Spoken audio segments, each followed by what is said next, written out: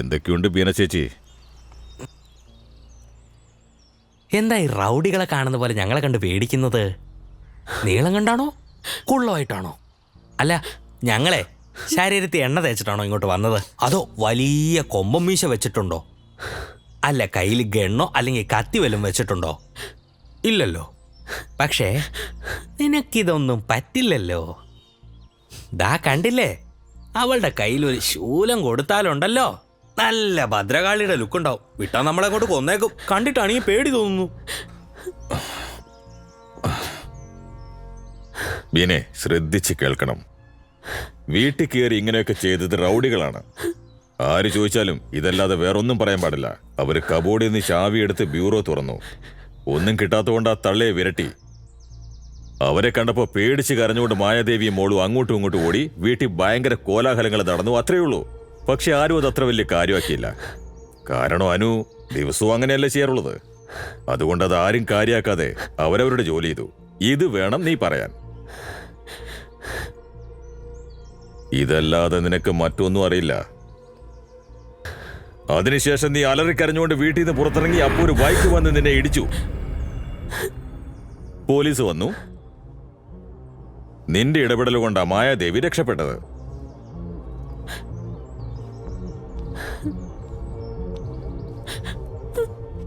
എന്താ ചിന്തിക്കുന്നേ?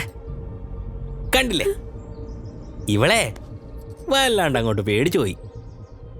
നോക്ക് ബീനെ, നീ വളരെ ധൈര്യശാലിയല്ലേ? നിന്റെ ധൈര്യം കൊണ്ടാ ആ കൊള്ളക്കാര് പോലും അവിടെ കൊള്ളയടിക്കാണ്ട് അങ്ങ് ഓടിപ്പോയെ. നീ ഇങ്ങനെ കിടന്ന് കരഞ്ഞെന്ന് വെച്ചോ, ഇവിടെ അടുത്തുള്ള ഒരു പോലീസ് ഒന്നും വിശ്വസിക്കാൻ പോകുന്നില്ല. പിന്നെ നീ കൊടുങ്ങും. മനസ്സിലായോ? കുറച്ചൊക്കെ ധൈര്യം ആവാം ബീന. പറയുന്ന കേട്ടാ?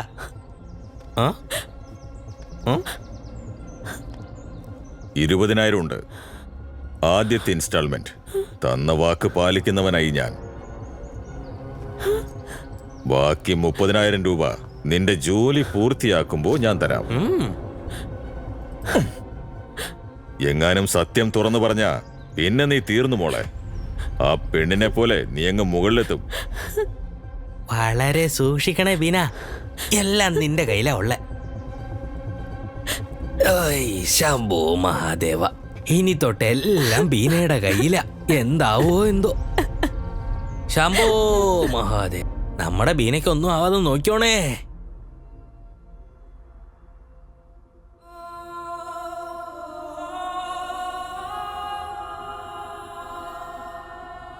എവിടെയോ പോയി ഇടിച്ചതുകൊണ്ടാ രക്തം വന്നിരിക്കുന്നത്.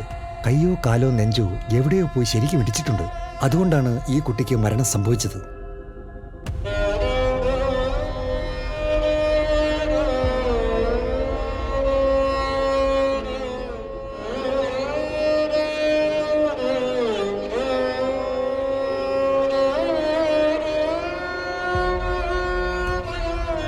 പോസ്റ്റ്മോർട്ടത്തിന്റെ നിയമപ്രകാരം ഞങ്ങൾക്ക് ബോഡി നാളെ തന്നെ തിരിച്ചു തരാൻ പറ്റും. പക്ഷേ കുറച്ചുകൂടി ഫോർമാലിറ്റീസ് ഒക്കെ തീർക്കാനുണ്ട്.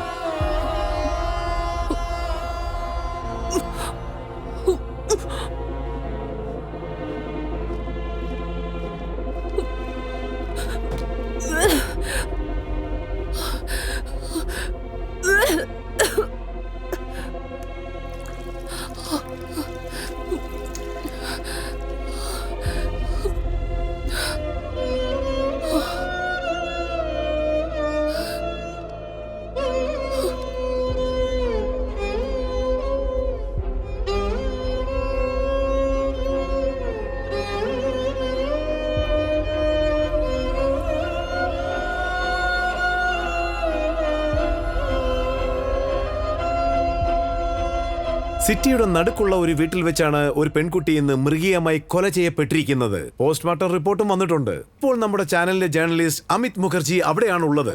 അമിത്, താങ്കൾ അറിഞ്ഞ കാര്യങ്ങൾ പറയൂ. പോലീസ് ഈ കേസ് ഏത് ആംഗിളിലാണ് അന്വേഷിച്ചുകൊണ്ടിരിക്കുന്നത്? പലരെയും സംശയമുണ്ട്, പക്ഷെ ആരെയും ഇതുവരെ അറസ്റ്റ് ചെയ്തിട്ടില്ല എന്നാണ് പോലീസ് പറയുന്നത്. സ്റ്റേറ്റിൽ നടക്കുന്ന പല കൊള്ളയ്ക്കും ഇതിന് സംബന്ധമുണ്ടെന്നാണ് പറയുന്നത്. മുഖ്യമന്ത്രി പ്രതിഷേധം രേഖപ്പെടുത്തിയിട്ടുണ്ട്. സർക്കാർ ഇത് നല്ല രീതിക്ക് ശ്രദ്ധിക്കുന്നുണ്ട്. അടുത്തുള്ള CCTV ക്യാമറകളെല്ലാം പോലീസിന്റെ നിരീക്ഷണത്തിലാണ്. അതിൽ നിന്ന് എന്തെങ്കിലും തെളിവുകൾ കിട്ടുമെന്ന് പോലീസ് നിരീക്ഷിച്ചുകൊണ്ടിരിക്കുകയാണ്. ആ വീട്ടിൽ ജോലി ചെയ്തുകൊണ്ടിരുന്ന ഒരു സ്ത്രീയെ പോലീസ് കസ്റ്റഡിയിൽ എടുത്തിരിക്കുകയാണ്.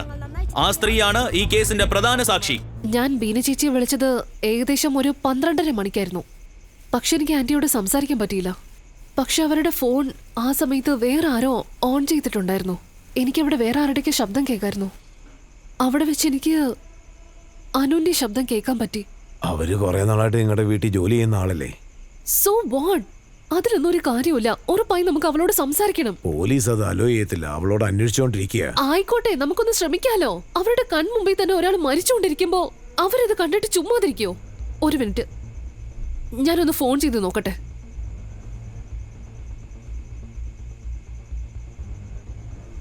ഫോൺ സ്വിച്ച് ഓഫ് ആണ്. നിന്റെ കയ്യിൽ ബീന ചേച്ചിയുടെ വേറെ വല്ല നമ്പറും ഉണ്ടോ?